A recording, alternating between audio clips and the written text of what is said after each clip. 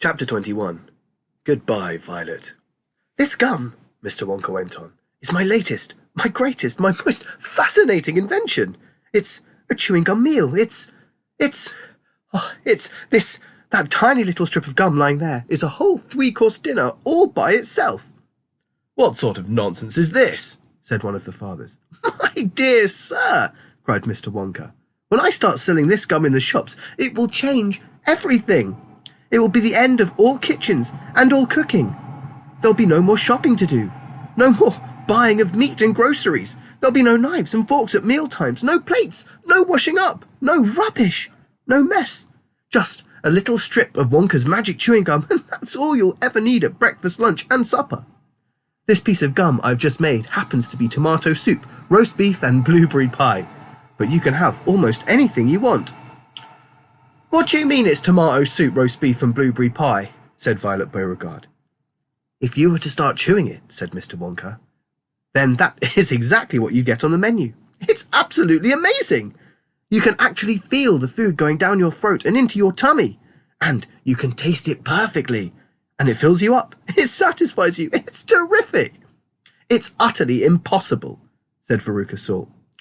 So long as it's gum, shouted Violet Beauregard. So long as it's a piece of gum and I can chew it, then that's for me. And quickly she took her own world record piece of chewing gum out of her mouth and stuck it behind her left ear. Come on, Mr. Wonka, she said, hand over this magic gum of yours and we'll see if the thing works. Now, Violet, said Mrs. Beauregard, her mother, don't let's do anything silly, Violet. I want the gum, Violet said obstinately. What's so silly? I'd rather you didn't take it, Mr. Wonka told her gently. You see, I haven't quite got it right yet. There are still 1 or 2 things. Out of blazes with that, said Violet. And suddenly, before Mr. Wonka could stop her, she shot out a fat hand and grabbed the stick of gum out of the little drawer and popped it into her mouth. At once, her huge, well-trained jaws started chewing away on it like a pair of tongs. Don't, said Mr. Wonka.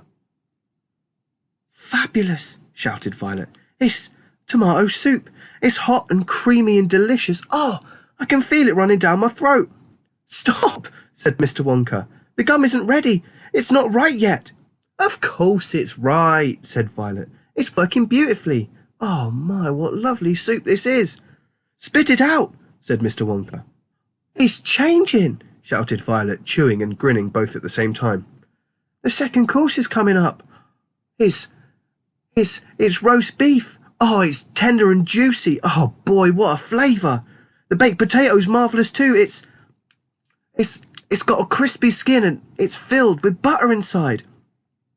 How interesting, Violet, said Mrs. Beauregard. You are a clever girl. Keep chewing, baby, said Mr. Beauregard. Keep right on chewing. This is a great day for the Beauregards. Our little girl's the first person in the world to have a chewing gum meal. Everybody was watching Violet Beauregard as she stood there chewing this extraordinary gum. Little Charlie Bucket was staring at her absolutely spellbound, watching her huge rubbery lips as they pressed and unpressed with the chewing, and Grandpa Joe stood behind him, gaping at the girl. Mr. Wonka was wringing his hands and saying, No, it isn't ready for eating. It isn't right. You mustn't do it. Blueberry pie and ice cream, shouted Violet. Here it comes. Oh my, it's perfect. It's beautiful. It's exactly as though I'm swallowing it. It's as though I'm chewing and swallowing great big spoonfuls of the most marvellous blueberry pie in the world. Good heavens, girl, shrieked Mrs. Beauregard suddenly, staring at Violet. What's happening to your nose? Oh, be quiet, Mother, and let me finish, said Violet. It's turning blue, screamed Mrs. Beauregard. Your nose is turning as blue as a blueberry. Your mother's right, shouted Mr. Beauregard. Your whole nose has gone purple. What do you mean? Said Violet, still chewing away. Your cheeks, screamed Mrs. Beauregard. They're turning blue as well. So is your chin. Your whole face is turning blue. Spit out that gum at once, ordered Mr. Beauregard. Oh, mercy, save us, yelled Mrs. Beauregard. The girl's going blue and purple all over. Even her hair is changing colour. Violet, you're turning Violet. What is happening to you? I told you I hadn't got it quite right, sighed Mr. Wonka, shaking his head sadly. I'll say you haven't, cried Mrs. Beauregard. Just look at the girl now. Everybody was staring at Violet, and what a terrible, peculiar sight she was. Her face and hands and legs and neck. In fact, the skin all over her body, as well as her great big mop of curly hair, had turned a brilliant purplish blue, the colour of blueberry juice. It always goes wrong when we come to the dessert, sighed Mr. Wonka. It's the blueberry pie that does it, but I'll get it right one day. You wait and see. Violet, screamed Mrs. Beauregard, you're swelling up. Oh, I feel sick, Violet said. You're swelling up, screamed Mrs. Beauregard again. Oh, I feel most peculiar, gasped Violet. I'm not surprised, said Mrs. Beauregard. Great heavens, girl, screeched Mrs. Beauregard. You're blowing up like a balloon. Like a blueberry, said Mr. Wonka. Call a doctor, shouted Mr. Beauregard. Prick her with a pin, said one of the other fathers. Save her, cried Mrs. Beauregard, wringing her hands. There was no saving her now.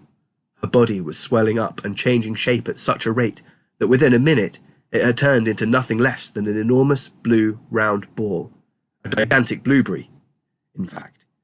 And all that remained of Violet Beauregard herself was a tiny pair of legs and a tiny pair of arms sticking out of the great round fruit and little head on top. It always happens like that, sighed Mr. Wonka.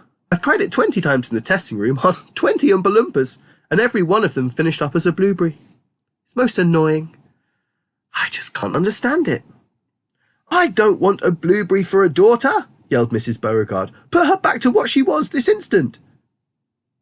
Mr. Wonka clicked his fingers, and 10 Oompa Loompas appeared immediately at his side. Roll Miss Beauregard into the boat, he said to them, and take her along to the juicing room at once. The juicing room? Cried Mrs. Beauregard. What are they going to do to her there? Squeeze her, said Mr. Wonka. We've got to squeeze the juice out of her immediately. After that, we'll just have to see how she comes out. But don't worry, my dear Mrs. Beauregard. We'll get her repaired if it's the last thing we do. I am sorry about it all. I really am. Already the 10 Oompa Loompas were rolling the enormous blueberry across the floor of the inventing room toward the door that led to the chocolate river where the boat was waiting. Mr. and Mrs. Beauregard hurried after them. The rest of the party, including little Charlie Bucket and Grandpa Joe, stood absolutely still and watched them go. Listen, whispered Charlie. Listen, Grandpa. The Oompa Loompas in the boat outside are starting to sing. The voices, 100 of them singing together, came loud and clear into the room.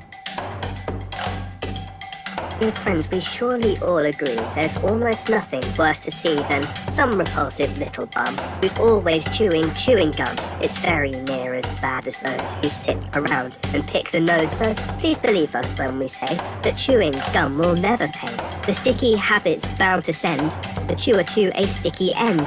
Did any of you ever know a person called Miss Bigelow? This dreadful woman saw no wrong in chewing all day long. She chewed while bathing in the tub. She chewed while dancing at her club. She chewed in church and on the bus. It really was quite ludicrous. And when she couldn't find her gum, she'd chew up the linoleum or anything that happened near a pair of boots, the postman's ear, or other people's underclothes. And once she chewed her boyfriend's nose, she went on chewing, till at last her chewing muscles grew so fast that from her face her giant chin stuck out just like a violin. For years and years she chewed away, consuming 50 bits a day, until one summer's eve, alas, a horrid business came to pass. Miss Bigelow went late to bed.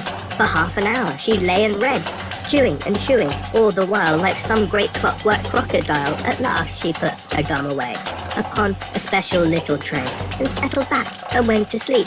She managed this by counting sheep, but now how strange, although she slept, those massive jaws of hers still kept on chewing through the night.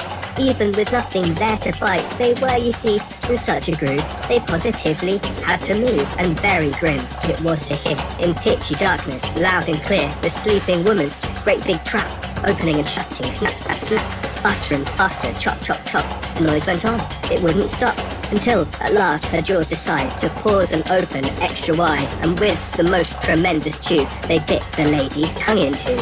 Thereafter, just from chewing gum, Miss Bigelow was always dumb and spent her life shut up in some disgusting sanatorium. And that is why we'll try so hard to save Miss Violet Beauregard from suffering an equal fate. She's still quite young, it's not too late, provided she survives the cure. We hope she does, we can't be sure. Join me again next time for chapter 22, Along the Corridor.